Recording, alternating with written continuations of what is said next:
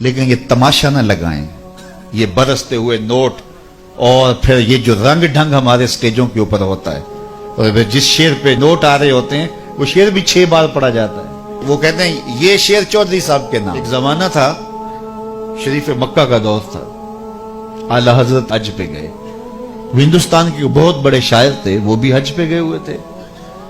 پرانی تصویر اگر کسی کے پاس ہو، گنبد خضرا کے پاس 2 کھجور کے درخت تھے، اب تو نہیں ہے، تعمیری ضروریات کی وجہ سے ان کو ہٹا دیا گیا۔ تو شاعر نے اپنے انداز میں ایک تخیل باندھا اور اس نے کہا، کب ہیں درخت گنبد شہ والا کے سامنے، کب ہیں درخت گنبد شہ والا کے سامنے، مجنو کھڑے ہیں خیمہ لیلا کے سامنے۔ لوگوں نے کہا واہ واہ، کمال کر دی، کیسا تخیل باندھا، بڑی داد پائی نا لوگوں سے۔ تو کسی نے آ کے یہ شعر اعلی حضرت کو سنایا کہ وہ شاعر جو ہندوستان سے آئے ہوئے انہوں نے یہ شعر کہا، کیا تخیل باندھا ہے۔ اعلی حضرت شعر سننے کی دیر تھی، چہرے پہ جلال آ گیا، رگے غیرت پھڑکنے لگی۔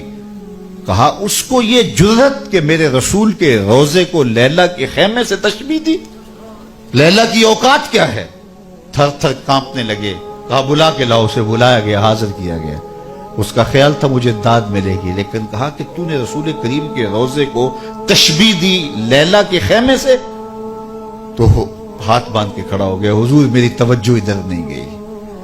تو فرمایا اس کی اصلاح کر لو۔ جی حضور آپ اصلاح دے دیجئے۔ فرمایا تمہارا مصرع اولا ٹھیک ہے، مصرع ثانی میں اصلاح ہوگی۔ اس نے یہ کہا تھا، کب ہیں درخت گنبد شہ والا کے سامنے، مجنو کھڑے ہیں خیمہ لیلا کے سامنے۔ تو اعلی حضرت نے اصلاح دی، کب ہیں درخت گنبد شہ والا کے سامنے، قدسی کھڑے ہیں عرش معلا کے سامنے، قدسی کھڑے ہیں عرش معلا کے سامنے۔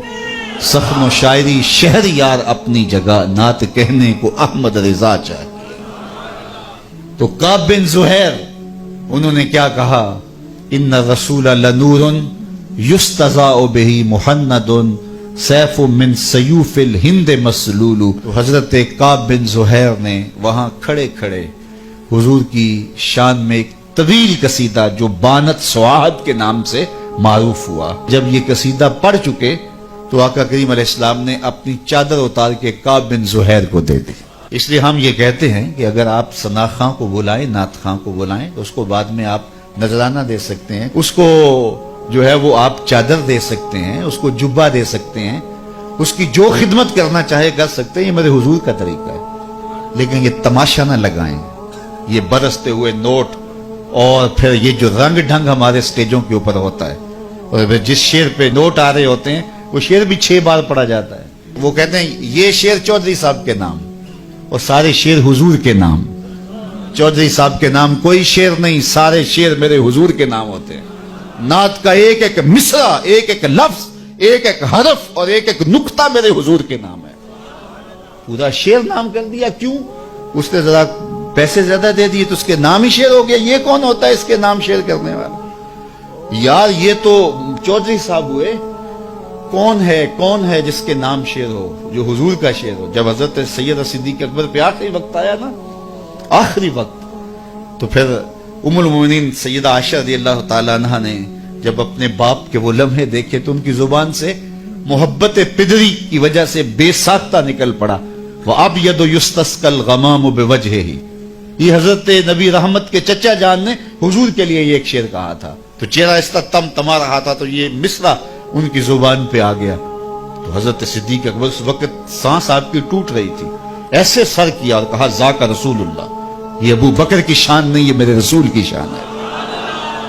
تو نعت کا شعر تو نظر نہیں کیا جا سکتا، حضرت ابو بکر صدیق جو رسول اللہ کا عکس ہیں، اور وہی جلوے ان کے چہرے کے اوپر پڑے ام المومنین کو دکھائی دیے، تو نے کہا ذاک رسول اللہ، نہیں یہ شان میرے حضور کی ہے۔ چودھری صاحب کون ہوتے ہیں؟